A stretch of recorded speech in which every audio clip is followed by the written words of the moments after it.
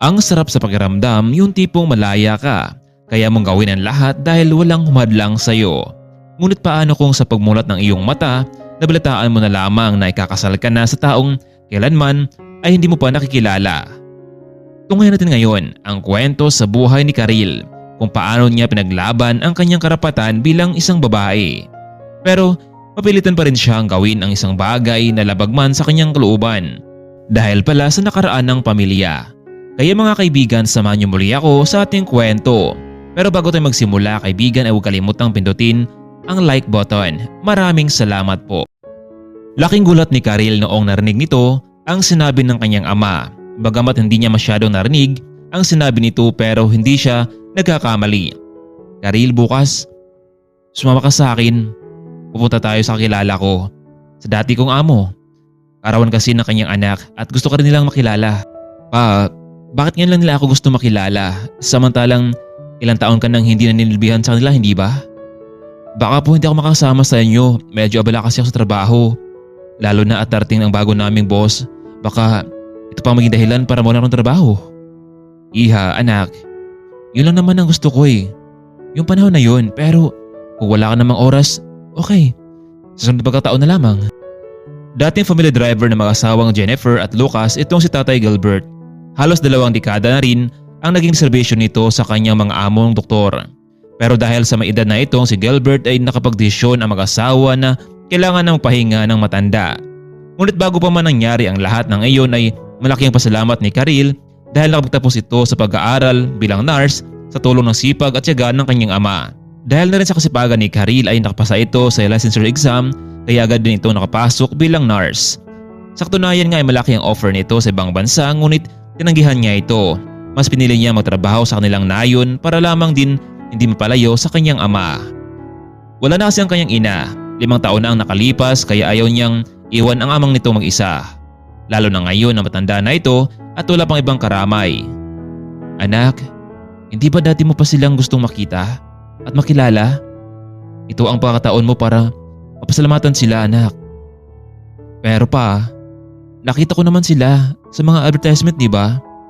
Kung okay lang, sana sunod na mga araw na lamang.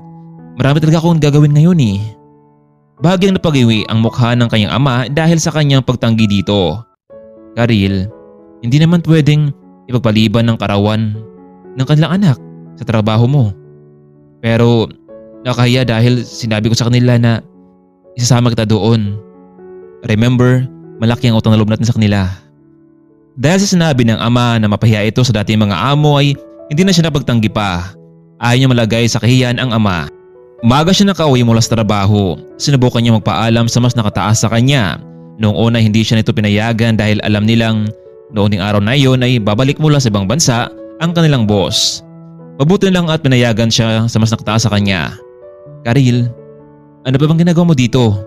Sino bang tinatawagan mo? Huwag mong sabihin na yung lalaki mo. Nagkaroon kasi ng nobyo noon itong si Karil, isang kababata at malapit sa kanya. Subalit hindi ito tanggap ni Gilbert dahil isang hamak na janitor lamang ito sa ospital at walang mapapala dito si Karil dahil paglilinis lamang ang kanyang alam. Ngunit para kay Karil, hindi mahalaga kung ano man ang trabaho at estado sa buhay. Ang mahalaga sa kanya ngayon ay mabuting tao at natatrabaho ng marangal. 2 taon din tumagal ang kanilang relasyon. Masaya tong si Karil dahil tanggap niya ang pamilya ni Jefferson. Pa, ano ka ba? May tinawagan lamang ako sa trabaho ko sa office para naman mahabilin ko sa kanila ang mga gawain ko doon. Karil, nasot mo na ba ang damit na bili ko sa'yo? Oo naman pa. Pero bakit ka pa bumili ng damit na yun?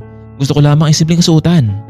Ano ka ba anak? Gusto ko presentable ka sa mga yun pagdating sa bahay nila. Sumang-ayon na lamang itong si Karil sa kagustuhan ng ama. Halos kalahating oras naman ang biyahe nila patungo sa isang mansyon na noon ay madalas niyang hinahangaan.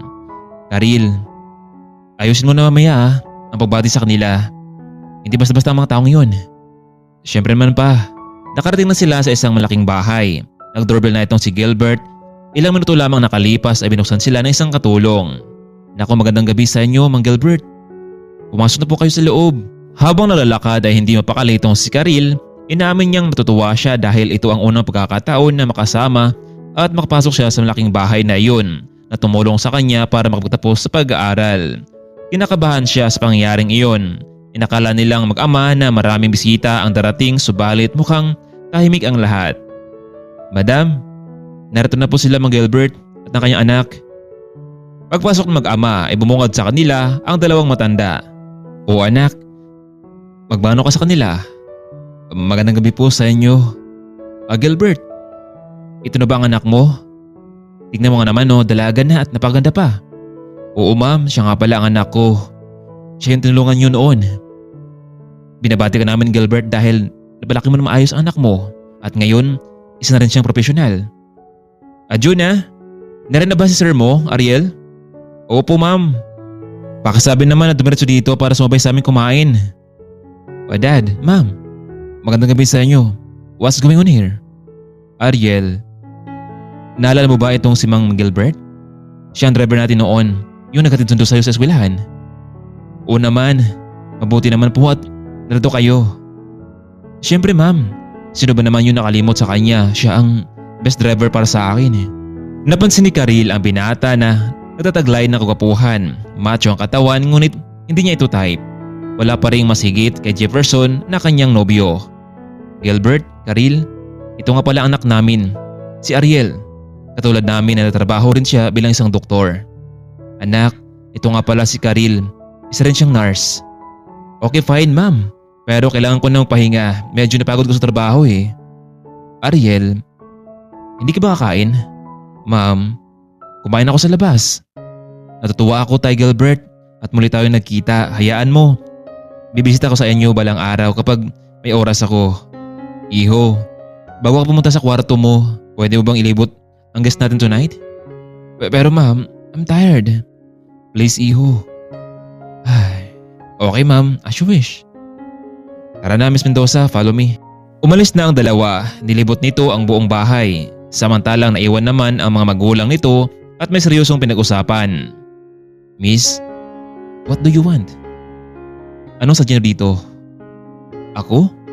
Excuse me, ang parents mo ang nagpunta sa amin dito dahil meron daw isang celebration pero mukhang wala naman pala. I'm just wasting my time.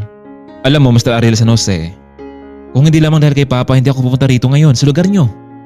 Ba? Ikaw pa yata ang ganang may magalit ngayon Mendoza. Ako? Ikaw ngayong makaasta kung sino ka perkit nasa loob kami ng pamamahay nyo? Samantalang patuloy pa rin nag-uusap ang mga magulang nila.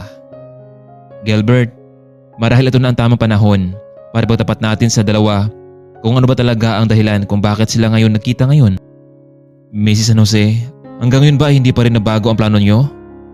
Gilbert, hindi na magbago ang lahat. Tutol man o hindi, patuloy pa rin ang sunduan natin para sa kanilang dalawa. Ano kaya ang nangyari noon? Ano kaya ang lihim na tinatago ng pamilya at gusto pa nilang idamay ang mga anak nito? Paano kung malaman ni Karil ang napagkasunduan ng pamilya? Susunod kaya ito o bigla na lamang tatakas sa pagtitipon na iyon?